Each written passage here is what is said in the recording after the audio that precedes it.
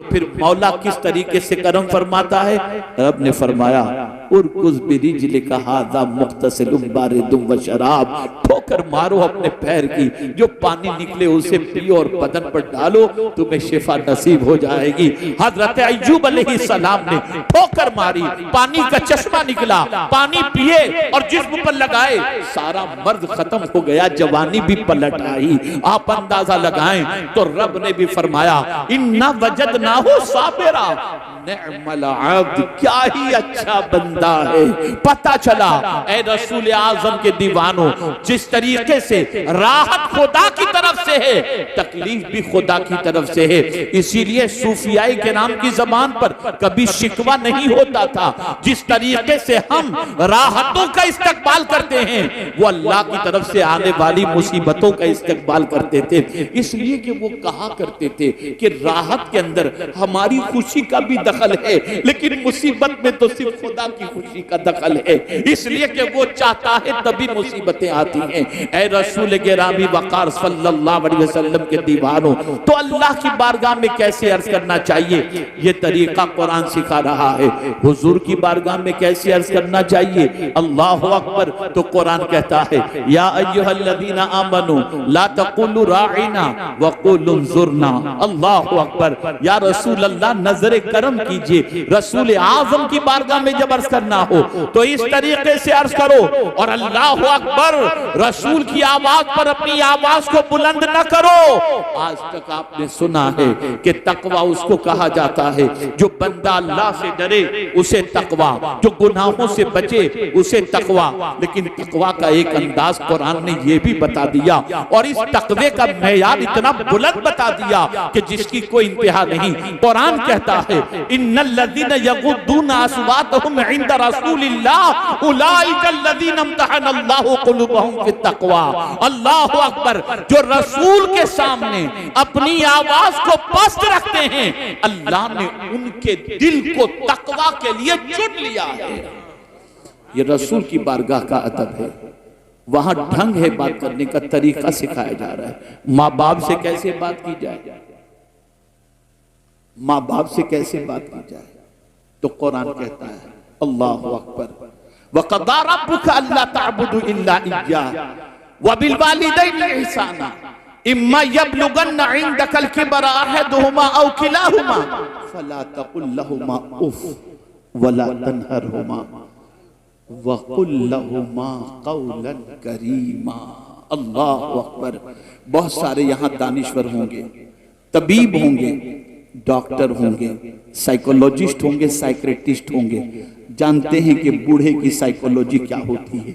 एक माँ या बाप जब बुढ़ापे की दहलीज पर पहुंच जाए, अरमान सारे खत्म हो जाते हैं। अच्छे पहनने का अरमान नहीं, अच्छे खाने का अरमान नहीं, अच्छे घर का अरमान नहीं, अच्छी गाड़ी का अरमान नहीं, इसलिए कि उम्र के उस हिस्से में पहुंच चुके हैं जहां बस जिंदगी कट रही है। तो बुढ़ापे में एक बाप अपनी औलाद से क्या चाहता है, एक माँ अपनी औलाद से क्या चाहती है। अल्लाहु अकबर। कुरान ने उस नफ्सियात को सामने रख करके बुढ़ापे के ही दौर को याद करवाया और फरमाया इम्मा यबलुगन्ना इंदकल किबरा अहदुहुमा औ किलाहुमा।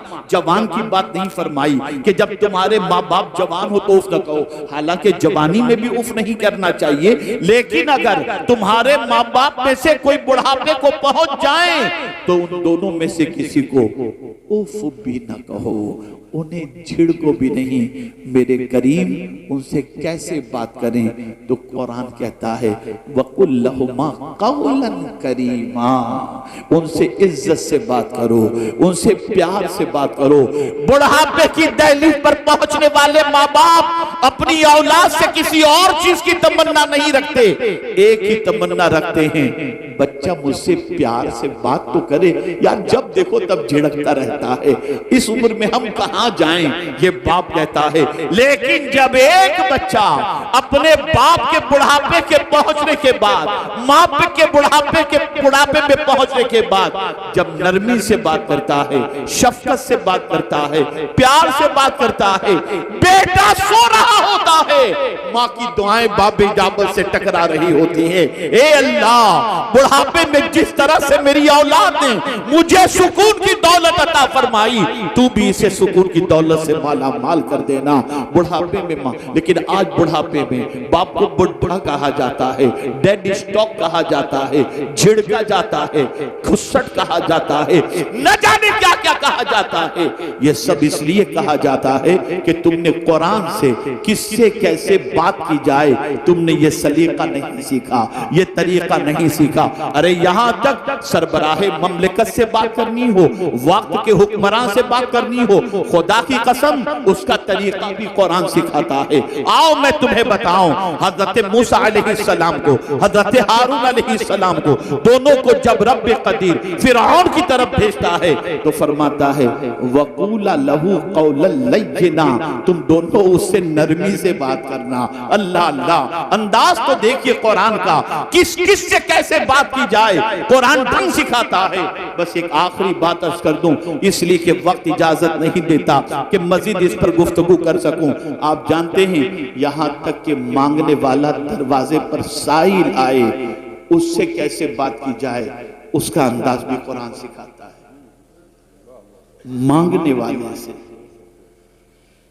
माह रमजान आ रहा है, लाइन लगेगी हर किस्म के मांगने वालों, कुछ अपने लिए मांगेंगे, कुछ कौम के लिए मांगेंगे, कुछ आपकी आखिरत के लिए मांगेंगे, कुछ आपके फायदे के लिए मांगेंगे, सारी चीजें होंगी। तो कोई कहेगा कलाना क्या बार बार दरवाजे पे आते हो, ये सारी चीजें। लेकिन कुरान ने बताया क़ौलुम मारूफुन खैरुम मिन सदक़तिन यतबउहा अज़ा। कोई मांगने वाला अगर तुम्हारे दरवाजे पर आए और तुम दो भी और उसका दिल भी दुखाओ और कहो तुझे कोई और दरवाजा नहीं मिलता, जब देखो तब आकर के मेरे दरवाजे पे खड़ा रहता है, ले चल जा। कुरान कहता है इससे बेहतर था, इस देने से बेहतर था कि तू इतना कह देता भाई कहीं, और आप देख लीजिए, मुझे माजरत मेरी कबूल कर लीजिए, अच्छी बात कह के उसको रुखसत कर देता। ये तेरा अच्छी बात करना उस देने से बेहतर है जिससे उसका दिल दुख जाए। ये कुरान सिखा रहा है, ये कुरान सिखा रहा है। बात करने का शौक भी बहुत शौक होता है, बात करते ही रहते, करते कुछ भी नहीं, बोलते ही रहते, बोलते ही रहते। तो क्या बोले, बस एक हदीस, और मैं आपसे फिर अर्ज करूंगा, आज तक रस्मी तौर पर जलसों में आने के आप आदी रहे, अब रस्म से निकलो, सीखने की गरज से आओ, बदलने की गरज से आओ, सुनकर अमल की गरज से आओ। हजरत फुज़ैल बिन अयाज़ अलैहि रहमतुल्लाह व रिज़वान जब शहर के अंदर एक अजीम खतीब खिताबत के लिए तशरीफ लाए तो अपनी माँ से इजाज़त लेते हैं, माँ मुझे इजाज़त दे ताकि मैं जा करके उस खतीब का खिताब सुनूं। माँ ने कहा जाओ बेटे, लेकिन क्यों सुनने जा रहे हो? माँ बहुत अच्छे खतीब है, बहुत अच्छी गुफ्तगू करते हैं, इसलिए सुनने जा रहा हूँ। कहा नहीं बेटे इसलिए मत जाओ, जानना है तो इस नीयत से जाओ कि जो कुछ भी वो नसीहत करेंगे उस पर अमल करोगे। अगर ये नीयत तुम्हारी नहीं रही तो सीख कर आने पर अमल न करने की बुनियाद पर अल्लाह तुम्हें दोहरे गुनाह के अंदर गिरफ्तार फरमाएगा। हमने ये नीयत ही नहीं की। आप क्या समझते हैं ये महफिलें मामूली महफिलें? यही महफिलें हैं जिन महफिलों में जिंदगियां बदलती हैं। लेकिन हम आते हैं बेवुजू आ गए, ऐसे ही आ गए, चलो जाते हैं, चलो देखते हैं, चलो घूमते हैं, चलो ये करते हैं, चलो वो करते हैं, बाकी कुछ भी नहीं।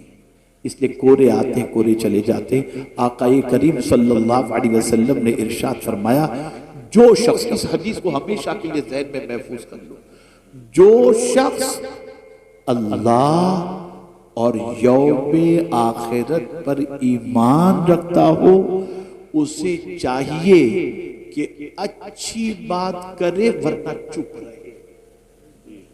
ये हुजूर का इरशाद है। और रसूल आज़म सल्लल्लाहु अलैहि वसल्लम ने इरशाद फरमाया, जो शख्स अपनी जबान और शर्मगाह की हिफाजत का जिम्मा ले, मैं उसकी शफाअत का जिम्मा लेता हूं। यह है जबान। दो चीजें याद आ गई, अरसर की गुफ्तगू खत्म करता हूं। एक चीज, इबादत में लज्जत नहीं मिलती। नमाज पढ़ते हैं, चलती कुछ पता ही नहीं चला। इसको मैं समझाऊंगा तो आप समझ जाएंगे आज के दौर के एतबार से। कैसे समझेंगे? खाना खा रहे हैं, किसी का फोन आ गया, बात भी करने खा रहे, क्या खाया पता ही नहीं चला। क्या खाया पता ही नहीं चला, जायका ही समझ में नहीं आया, इसलिए कि फोन पे हम लगे थे, तवज्जो कहीं बटी थी। ऐसे ही इबादत का मामला है। इबादत की भी लज्जत होती है, इबादत का भी जायका होता है। सच बताओ, नमाज पढ़ करके कौन सी लज्जत मिली है? और अगर नमाज में लज्जत न होती तो गौसे पाक 40 साल तक इशा के वज़ू से फजर की नमाज अदा न फरमाते। अगर इबादत में लज्जत न होती तो मौला अली करमल्लाहु ताला वजहुल करीम न फरमाते कि हालत नमाज में तीर निकाल लेना मुझे पता तक नहीं चलेगा। यह लज्जत है। अरे मौत में भी लज्जत है। कुल्लु नफ्सिन जायकातुल मौत, जायका है उसके अंदर। इबादत में भी लज्जत है।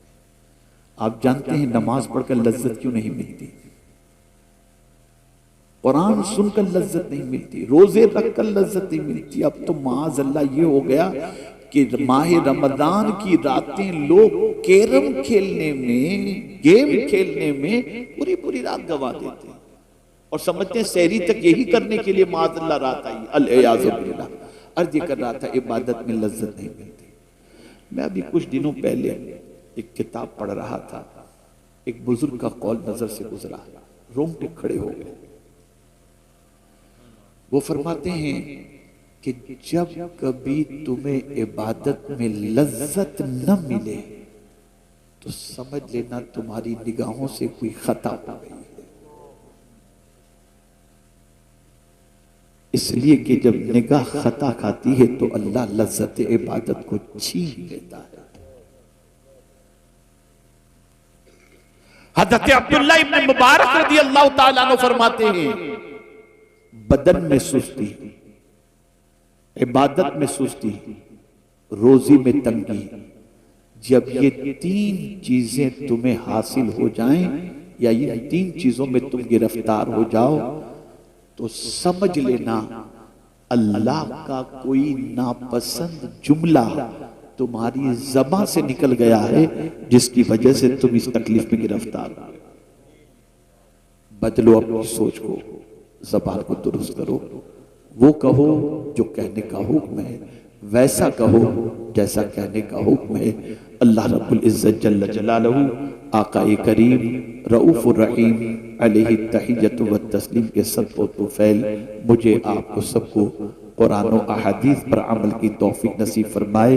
हमारे अलहाज मोइन साहब जो माशाअल्लाह बड़े फ़आल व मुतहर्रिक हैं, सोशल एक्टिविटीज़ से लेकर सारी एक्टिविटीज़ के अंदर दीनी एक्टिविटीज़ में, अल्लाह ताला इनकी खिदमात जलीला को अपनी बारगाह में कबूल फरमाए। और परवरदिगार जितने भी उलमाए ज़वील एहतराम यहाँ पर तशरीफ़ फरमा हैं, परवरदिगार आकाए करीम सल्लल्लाहु अलैहि वसल्लम के सदक़ो तुफ़ैल सबके साये आतिफत को हम सब पर दराज फरमाए। वमा अलैना इल्लल बलागुल मुबीन। अस्सलामु अलैकुम व रहमतुल्लाहि व बरकातुहू।